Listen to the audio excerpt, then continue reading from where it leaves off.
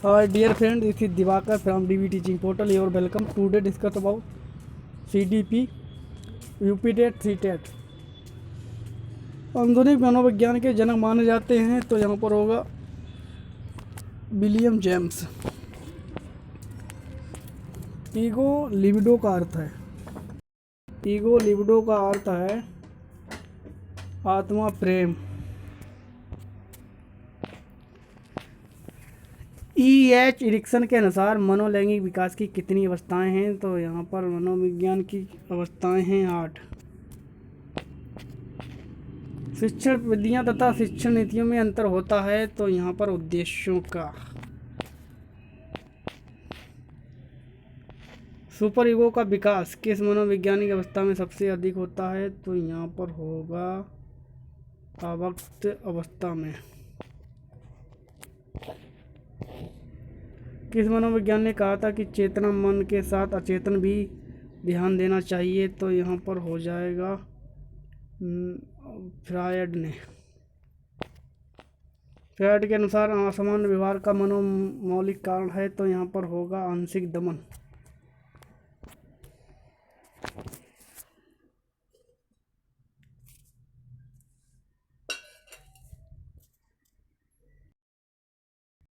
बाल केंद्रित शिक्षा की अवधारणा मनोविज्ञान के किस संप्रदाय ने दी,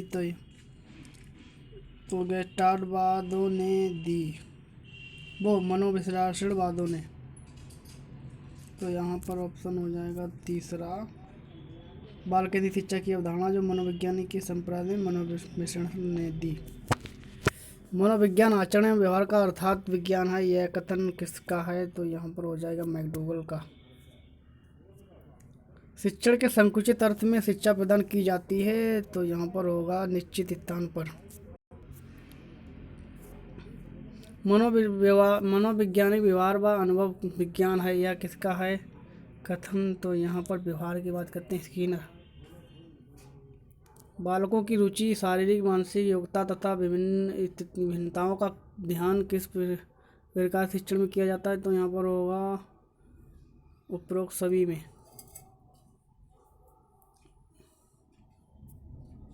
सामूहिक शिक्षण में, मनोवैज्ञानिक शिक्षण में, बहुपक्षीय शिक्षण में।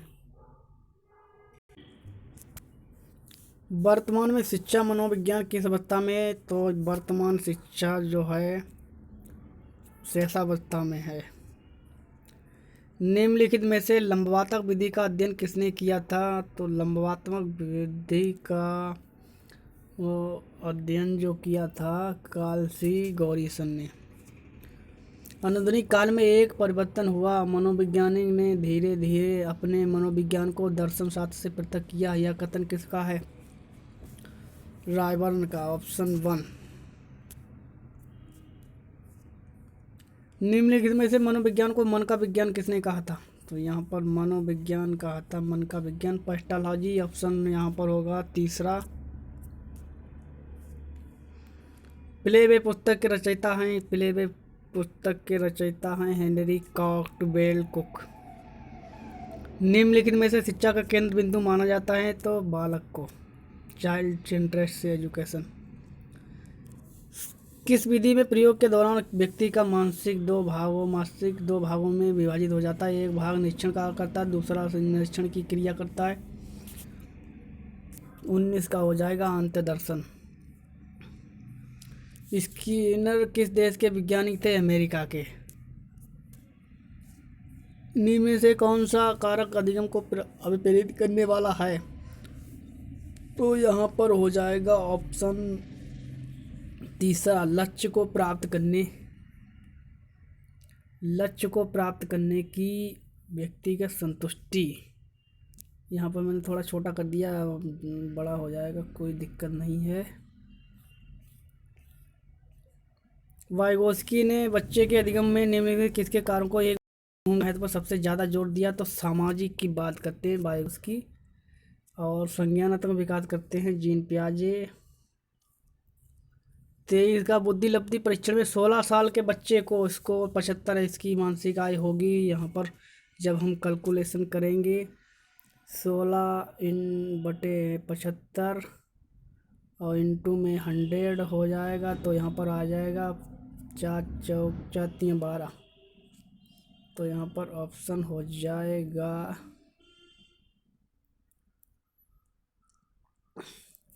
ऑप्शन हो जाएगा 12, चौथा 12। नेक्स्ट, निम्नलिखित में से कौन सा विकल्प विद्यालय आधारित मूल्यांकन के आधार पर सही है? तो यहाँ पर हो जाएगा, सभी विद्यार्थी को निदान माध्यम से और अधिक जानने में मदद करता है, राष्ट्रीय मानों को प्राप्त करने में बाधक।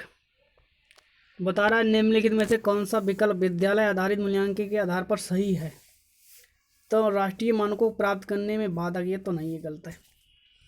सभी विद्यार्थियों को निदान के माध्यम से और अधिक जानने में मदद करना, ये सही है। शिक्षा वर्णों की जवाबदेही कम करना, ये गलत है। तो यहाँ पर ऑप्शन 2 हो जाएगा करेक्ट। बच्चे कैसे सीखते हैं? निम्नलिखित में से कौन सा विकल्प संबंध में सत्य नहीं है? तो यहाँ पर बच्चे कई तरीके सीखते हैं, ये सही है। बच्चे केवल कच्चा में सीखते हैं, ये गलत है। बच्चे सीखने के लिए स्वाभाविक रूप से प्रेरित होती है, ये भी सही है। बच्चे तब सीखते हैं जब वे संज्ञानात्मक रूप से तैयार होते हैं।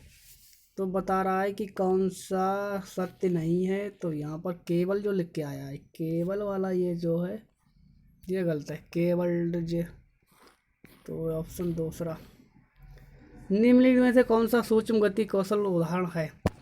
तो सूक्ष्म गति कौशल मतलब हाथ हिलाना डुलाना, तो उसे सूक्ष्म है लिखना, सूक्ष्म गति कौशल। ऑप्शन 2। किसने सबसे पहले बुद्धि परीक्षण का निर्माण किया? तो यहाँ पर हो जाएगा चौथा, अल्बर्ट बिने ने बुद्धि परीक्षण का सबसे पहले जो है और संप्रदाय निर्माण किया।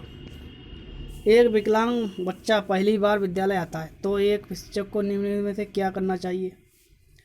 उसकी विकलांगता के अनुसार उसे विशेष रूप स्कूल भेजना चाहिए, ये गलत है।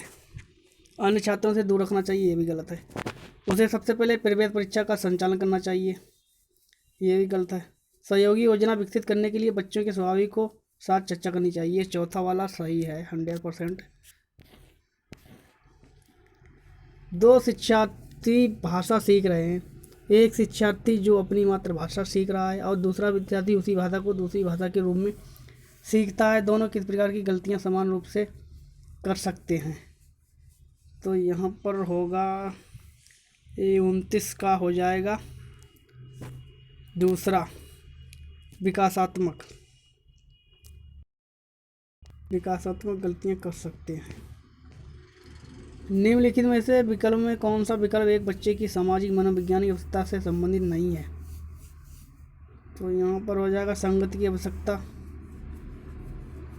प्रशंसा या सामाजिक अनुमोदन की आवश्यकता, भावनात्मक सुरक्षा की आवश्यकता, नियमित रूप से शरीर से अपशिष्ट पदार्थ को बाहर निकालना, ये जो है ये अपशिष्ट पदार्थ को बाहर निकालना, ये बता रहा है कि सामाजिक मनोविज्ञान से संबंधित नहीं है। तो यहाँ पर सामाजिक मनोविज्ञान से ये संबंध नहीं है कि संगति की आवश्यकता, ये तो सामाजिक है, प्रशंसा सामाजिक है, और भावनात्मक सुरक्षा की ये भी, मगर नियमित रूप से शरीर से बाहर अपशिष्ट पदार्थ लगाना मतलब टॉयलेट जाना और चीज़ें, ये जो चीज़ें हैं समाज से संबंधित नहीं है। पसीना निकालना, मेहनत करना, अपशिष्ट निकालना, ये तो समाज से नहीं, ये तो प्राइवेट चीज़। प्रश्न, लॉरेंज के होलर के तर्क के किन अनेक बातों के लिए आलोचना की जाती है? जो आलोचना के संदर्भ में निम्नलिखित में से कौन सा कथन सत्य नहीं है, सत्य है? तो यहाँ पर कोलबर की जो है आलोचना की जाती है, ये किन बातों पर की जाती है, किसी स्टेटमेंट पर? तो यहाँ पर हो जाएगा पहला, कोलबर ने अपने अध्ययन को मूलतः पुरुषों के नमूने पर आवृत रखा है, ये तो नहीं है, पहला है आलोचना की जाती है। तो यहाँ पर पहला हो जाएगा, हाँ, कोलबर ने अपने अध्ययन को मूलतः पुरुषों के नमूने पर आधारित रखा है। तो यहाँ पर ये जो दूसरा है ये पहला है, यहाँ पर थोड़ी प्रिंटिंग मिस्टेक है, ये पहला है ये दूसरा है, और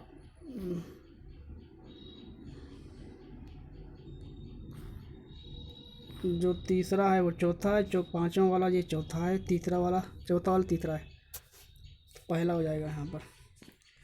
विविध विद्यालयों वाली एक समावेशी कक्षा में सहयोगी अधिगम और संवेशकों से सीखना क्या है? तो यहाँ पर 7 का हो जाएगा चौथा, 7 का हो जाएगा चौथा। सक्रिय रूप से प्रेरित करना चाहिए जिससे संवेशक की स्वीकार्यता बढ़े।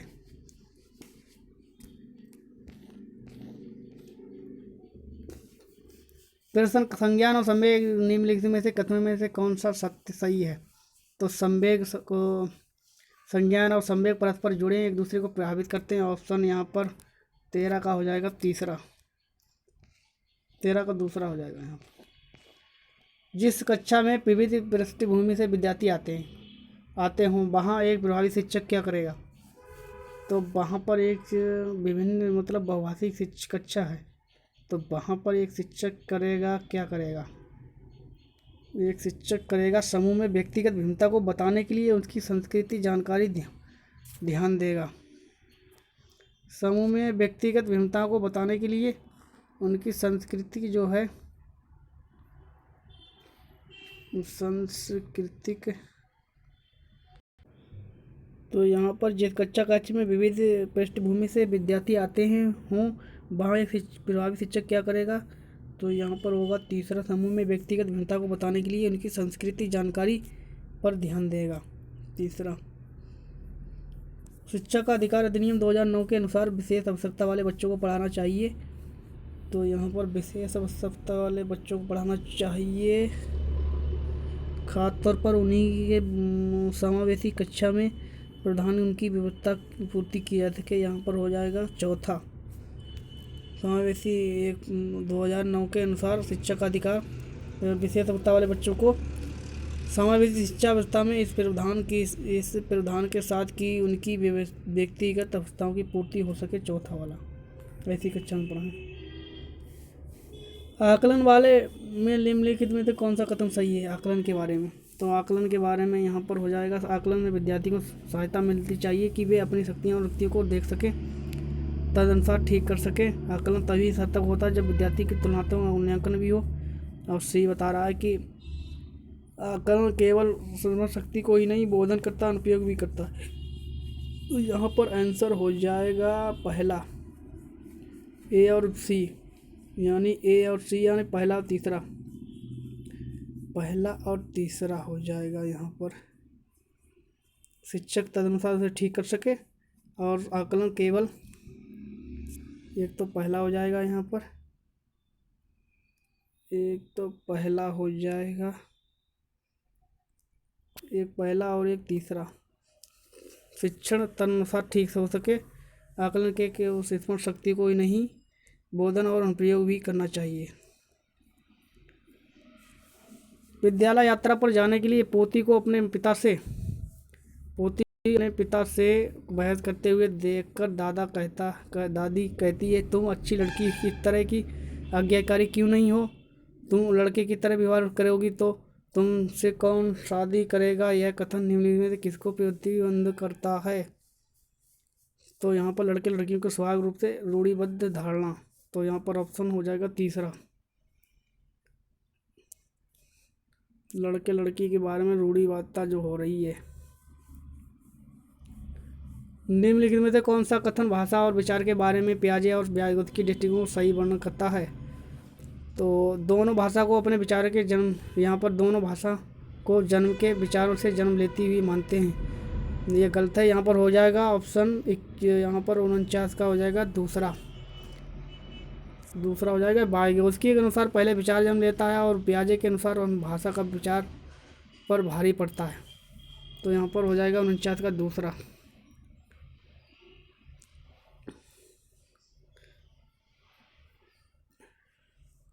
उनचास का हो जाएगा हाँ तीसरा, व्यागोत्स्की दूसरा, पियाजे के अनुसार पहले विचार जन्म लेता है, व्यागोत्स्की के अनुसार पहले, यहाँ पर हो जाएगा तीसरा, पियाजे के अनुसार पहले विचार जन्म लेता है और व्यागोत्स्की के अनुसार पहले भाषा आती है बच्चे के मन में।